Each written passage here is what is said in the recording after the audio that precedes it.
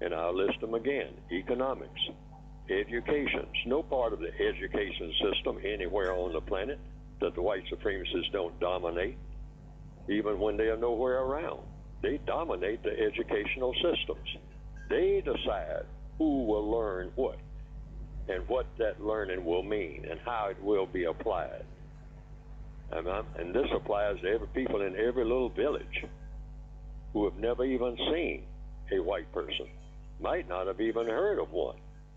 They look around and they just see people that look like them, but they are being dominated by remote control.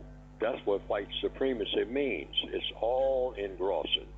It has made a prison camp out of the entire planet for anyone who has color in his or her skin.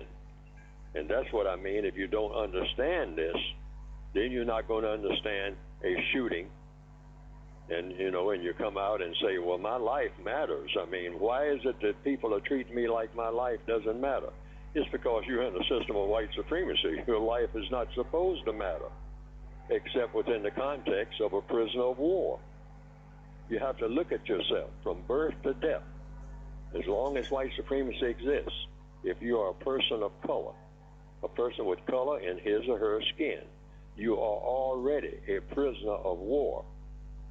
A prisoner of war. A prison has rules. You don't break the rules of the white supremacist prison. If you do, you are going to be punished, because you're already being punished just by being in prison. And your punishment was based on what? Your imprisonment was based on what?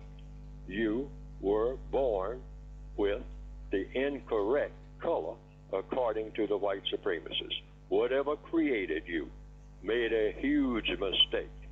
Or even if whatever created you didn't make a mistake, the white supremacist says, well, it's convenient for us to look upon you as a person who is supposed to be used and abused. For what?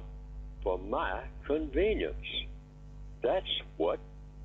And so I set up a whole system that governs everything that you do.